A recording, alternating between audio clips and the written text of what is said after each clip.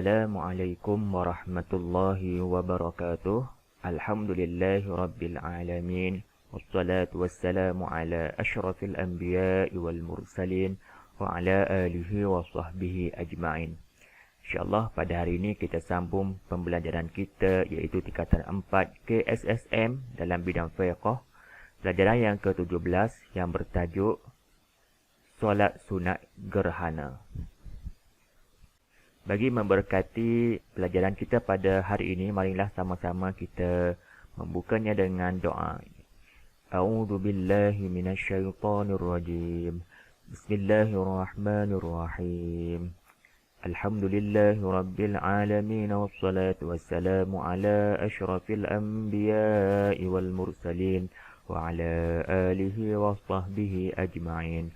اللهم افتح علينا حكمتك وانشر علينا من خزائن رحمتك يا أرحم الراحمين والحمد لله رب العالمين آمين آمين يا رب العالمين.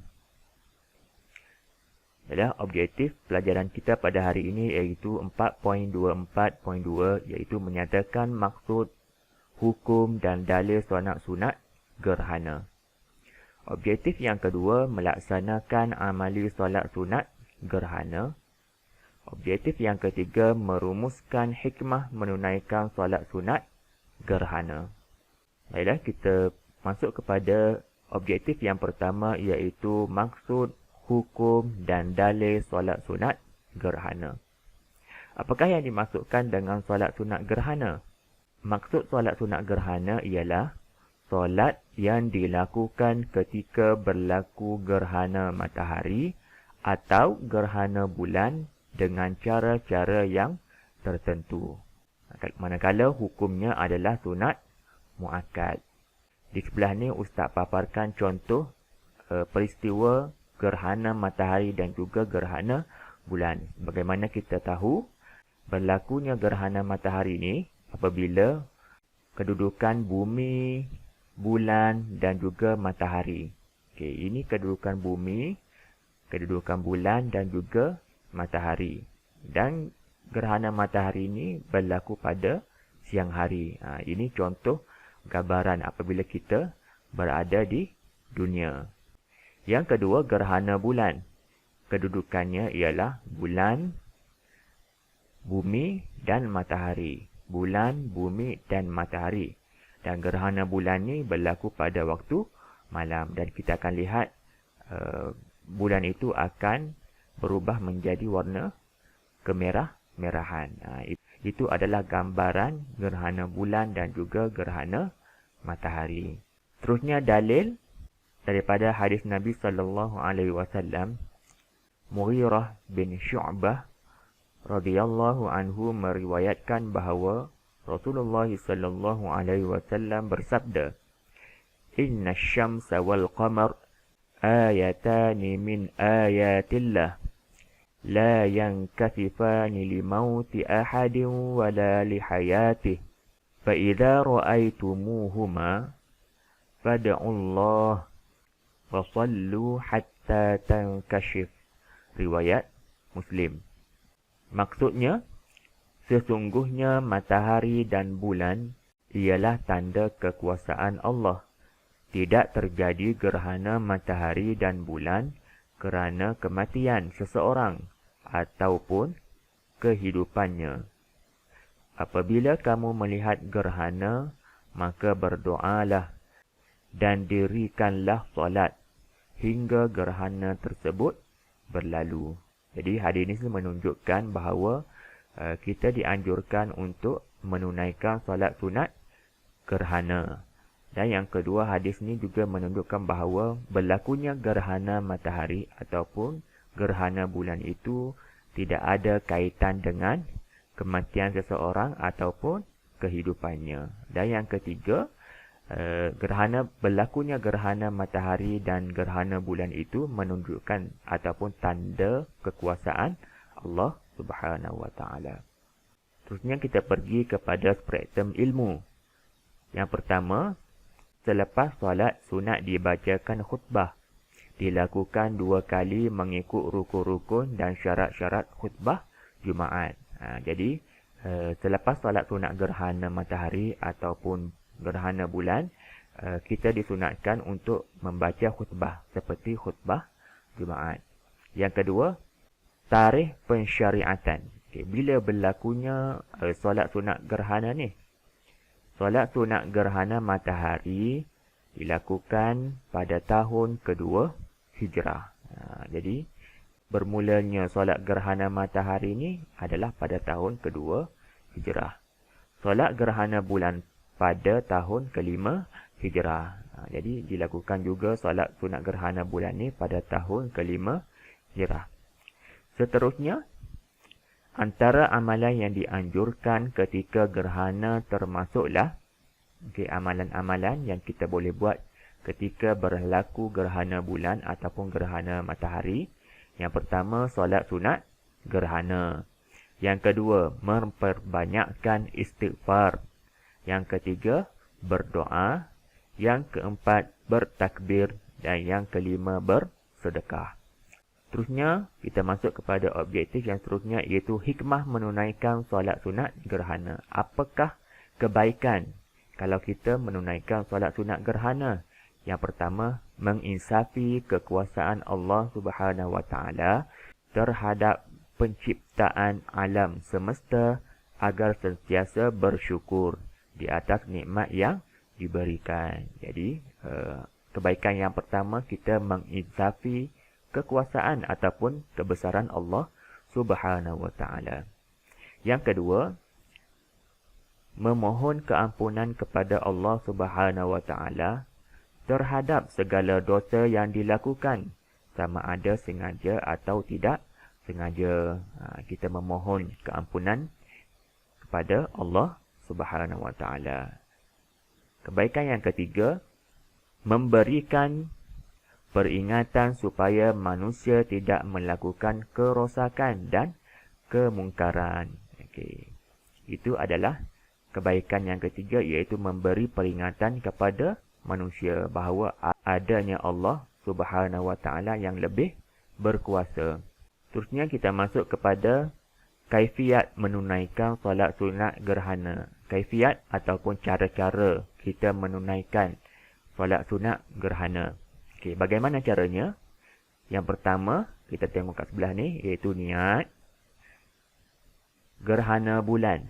Gerhana bulan, niatnya usalli sunnatal khusufi rak'ataini imaman ataupun ma'muman lillahi ta'ala.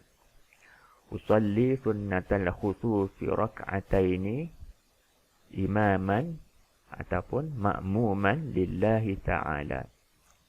Sahaja aku solat sunat gerhana bulan 2 rakaat menjadi imam ataupun makmum kerana Allah Ta'ala. Jadi niat, kalau kamu tidak kuasai dalam bahasa Arab, kamu juga boleh niat dalam bahasa Melayu. Sahaja aku solat sunat gerhana bulan 2 rakaat menjadi imam ataupun makmum kerana Allah Ta'ala. Yang kedua, gerhana matahari. Niat gerhana matahari, usalli sunnatal khusufi rak'ataini imaman ataupun ma'muman lillahi ta'ala. Sahaja aku solat sunat gerhana matahari 2 rakaat menjadi imam ataupun makmum kerana Allah Ta'ala. Jadi Ustaz harap kamu hafal terlebih dahulu niat solat sunat gerhana. Yang kedua, bilangan rakaat. Bilangan rakaat solat sunat gerhana ni 2 rakaat.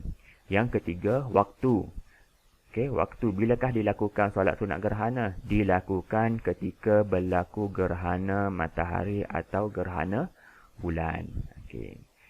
Yang keempat, cara pelaksanaan digalakkan secara berjamaah.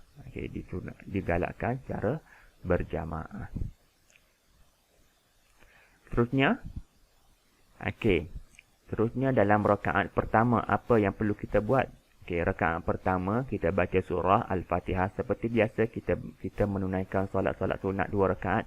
Okey, rakaat pertama kita membaca surah Al-Fatihah dan juga surah lain. Ataupun surah-surah yang kamu ingat. Lepas tu rukuk. Sebaik-baik memanjangkan kadar rukuk seperti kadar panjang bacaan surah pada rakaat pertama. Okey. Lepas tu rukuk qiyam.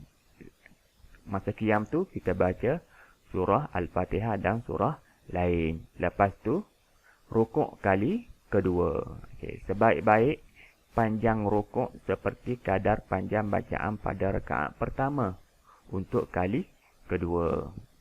Lepas tu seperti biasalah, lepas rukuk i'tidal, lepas tu sujud dan seterusnya. Lepas tu pada rakaat kedua pun begitu juga seperti rakaat yang pertama. Jadi ustaz terangkan secara ringkas melalui gambaran ni tata cara solat. Okey, yang pertama sekali kamu niat. Okey, niat sahaja aku. Katalah kamu nak solat sunat gerhana. Sahaja aku solat sunat gerhana matahari 2 rakaat mengikut imam kerana Allah Ta'ala. Lepas tu takbiratul ihram. Allahu Akbar. Lepas tu berta'awuz. A'udzubillahi minasyaitanirrajim. Bismillahirrahmanirrahim. Alhamdulillahi rabbil alamin. Sehingga habis. Lepas tu baca surah lain. Katalah contoh kamu baca surah Qul huwallahu ahad. Allahu samad. Sampai habis. Lepas habis baca surah, kamu rukuk. Rukuk seperti biasa. Lepas tu bangun daripada rukuk, baca Fatihah dan baca surah lain. Baca kembali Fatihah dan juga surah lain. Lepas tu kamu rukuk kembali. Lepas habis baca surah, kamu rukuk kembali. Lepas tu i'tidal, sami'allahu liman hamidah. Lepas tu terus kepada sujud. Lepas tu duduk antara 2 sujud. Lepas tu kembali sujud. Lepas tu bangkit kembali kepada rakaat yang kedua. Lepas tu ulang seperti rakaat yang pertama tadi. Boleh faham? InsyaAllah. Alhamdulillah kita telah selesai untuk tajuk hari ini. Ustaz masuk kepada bahagian penilaian. Ustaz paparkan satu soalan daripada buku teks, iaitu terangkan 2 hikmah solat sunat gerhana. Okay, terangkan 2 hikmah solat sunat gerhana. Okay, cara jawab apabila soalan terangkan kena ada apa? Kena ada isi dan juga huraian. Isi dan juga huraian. Jadi jawapannya, menginsafi kekuasaan Allah. Menginsafi kekuasaan Allah. Jadi kena tambah huraian, iaitu agar sentiasa mendapat hidayah Allah. Jawapan yang kedua, memohon keampunan Allah. Memohon keampunan Allah itu adalah isi. Lepas tu sambung pada huraian agar hidup diberkati Allah. Jadi secara tidak langsung kamu akan dapat markah isi dan juga markah huraian. Jadi alhamdulillah kita telah selesai pelajaran kita pada hari ini. Mudah-mudahan Ustaz harap kamu faham tajuk pembentangan hari ini dan Ustaz doakan kamu berjaya di dunia dan akhirat insya-Allah. Wallahu alam. Assalamualaikum warahmatullahi wabarakatuh.